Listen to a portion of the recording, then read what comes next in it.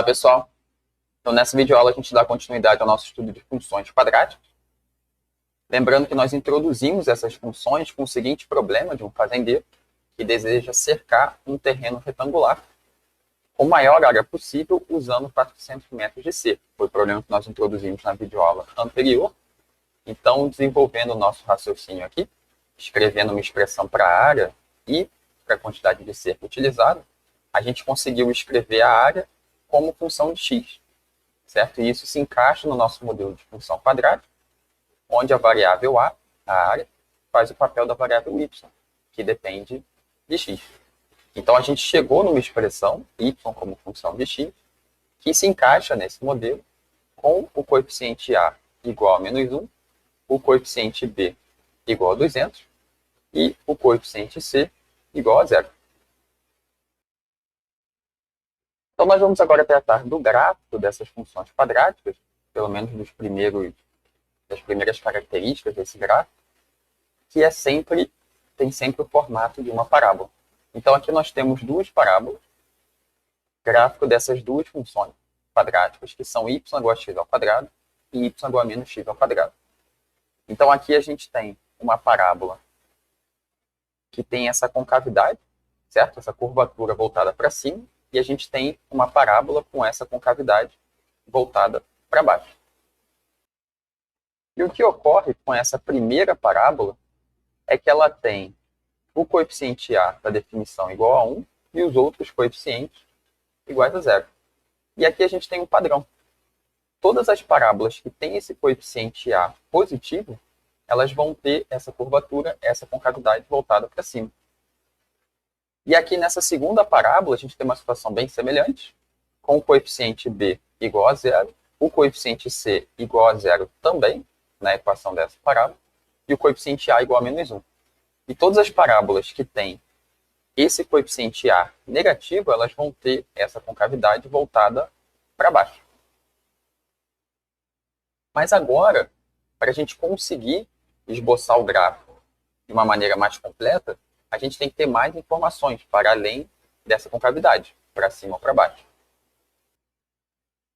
Então, eu coloquei aqui algumas parábolas com essa mesma concavidade voltada para cima. Mas aqui nós podemos ver que nós temos muitos gráficos possíveis com essa mesma concavidade para cima e o mesmo vale com parábolas com concavidade para baixo. Então, para a gente ter informações mais completas para traçar esse gráfico, a gente vai pensar nos pontos de interseção com os eixos. Então, aqui, essa primeira parábola tem apenas um ponto de interseção com o eixo x, tangenciando. Essa parábola não tem nenhum ponto de interseção com o eixo x, assim como essa aqui abaixo. E já essa parábola tem 2 pontos de interseção com o eixo x. Situações que também podem ocorrer numa parábola com a concavidade voltada para baixo. Um ponto de interseção com o eixo x, 2 pontos de interseção com o eixo x, ou nenhum ponto de interseção com o eixo x. Então, esse é o primeiro aspecto do gráfico em que a gente vai se concentrar, o estudo dos pontos de interseção da parábola com o eixo x.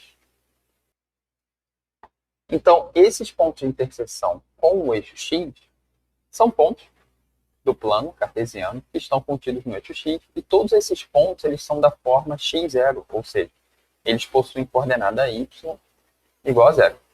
Essa é a equação que descreve o eixo x.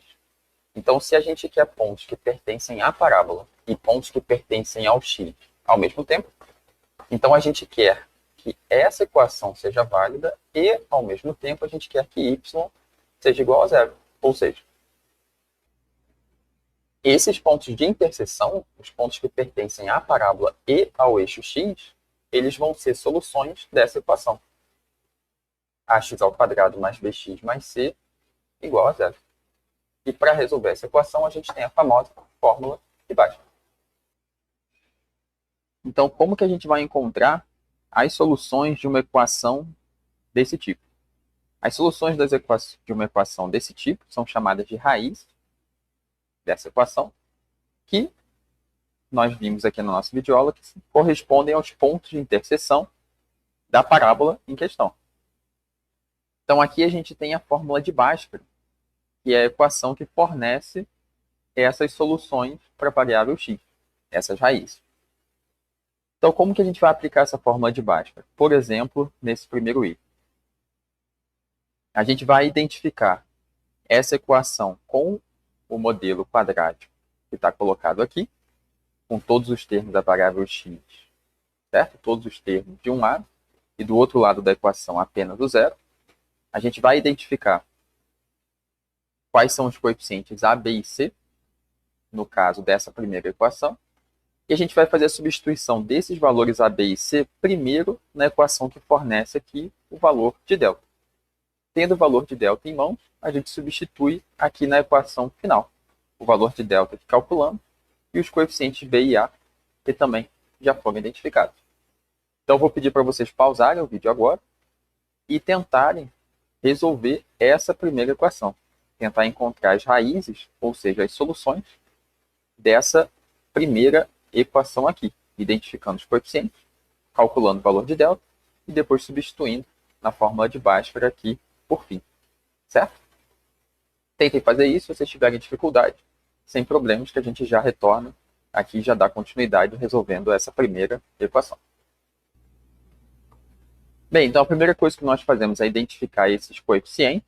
Então temos todos os termos de um lado da equação, do outro lado apenas o zero, certo? Como nós colocamos aqui em cima, e como consta aqui no nosso modelo, só que agora com y igual a zero. Então, o coeficiente de x ao quadrado é igual a 1.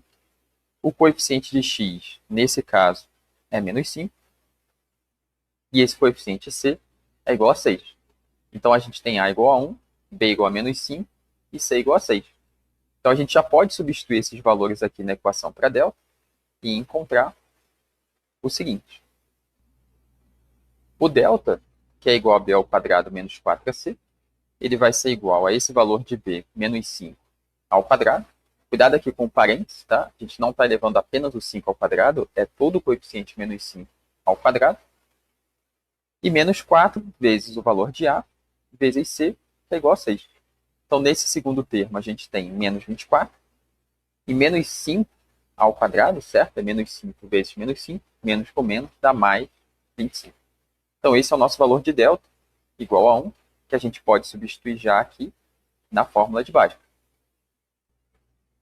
Então, fazendo essa substituição, a gente tem aqui x igual a menos b, onde b é menos 5. Então, menos 5. Mais ou menos a raiz de delta, onde o delta que a gente encontrou é igual a 1. Então, menos com menos dá mais 5, e a raiz de 1 ela é igual a 1. Então, são esses os valores que a gente obtém. Basta fazer essas duas possibilidades que constam aqui na equação. 5 mais 1 no numerador e 5 menos 1 no numerador também. Conforme consta aqui no nosso quadro. Então, a primeira possibilidade, 5 mais 1 sobre 2, é igual a 6 sobre 2, que é igual a 3. E aqui a gente tem 5 menos 1 sobre 2, 4 sobre 2, que é igual a 2. E aí, com isso, nós encontramos duas soluções para a primeira equação, ou seja, duas raízes para essa equação, que vão corresponder a dois pontos de interseção com o eixo x, de acordo com todo o nosso raciocínio. Como nós encontramos dois valores diferentes para x, a gente pode escrever aqui esses dois valores como x1 e x2. Então, vamos aproveitar essa parte superior do quadro para ilustrar o gráfico da parábola correspondente, x ao quadrado menos 5x mais 6. A gente vai estudar esse gráfico em mais detalhes na próxima aula, na próxima videoaula, mas aqui nós encontramos dois valores de x que correspondem aos dois pontos de interseção da parábola com o eixo x. Então, a gente tem esses dois pontos aqui no gráfico, marcados em azul, que correspondem aos valores de x1 e x2 que nós encontramos aqui. E os demais detalhes do gráfico a gente vai estudar na próxima videoaula, mas já estão aqui os dois pontos de interseção. Bem, agora dando continuidade nesse exemplo, vamos tentar resolver a segunda equação, seguindo essa mesma ideia que está no quadro. Tudo bem? Então, pausem o vídeo mais uma vez, tentem identificar os coeficientes a, b e c, aqui na segunda equação, calculem o valor de delta correspondente e substituam na fórmula de Bhaskara, certo? E a gente já dá continuidade resolvendo agora essa segunda equação.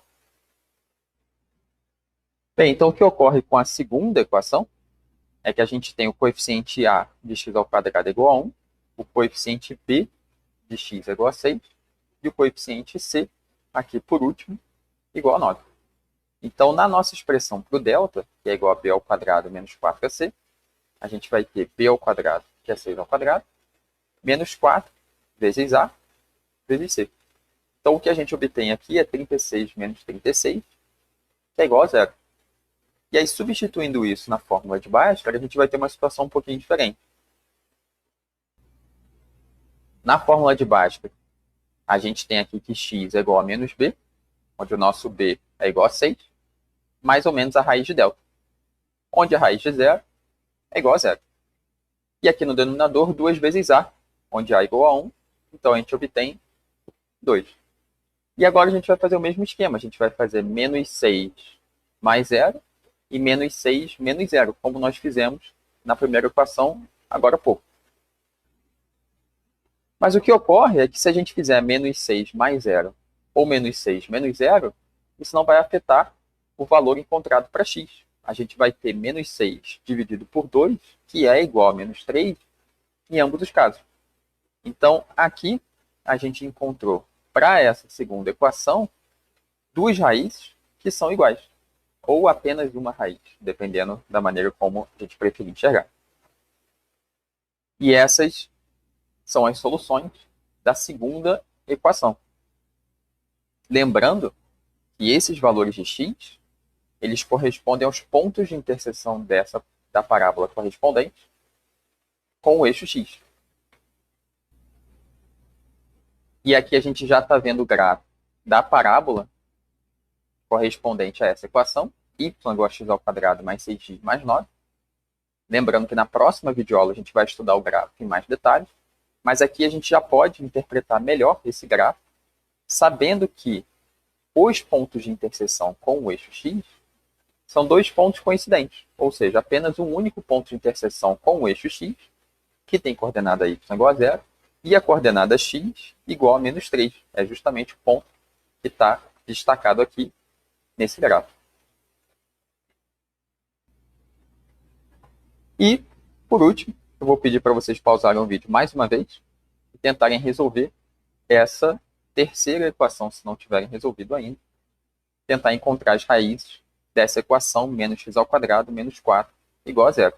Mais uma vez, a ideia é encontrar os coeficientes a, b e c dessa equação, substituir na expressão que a gente tem para delta e substituir esse valor para delta encontrado na fórmula de Bhaskara.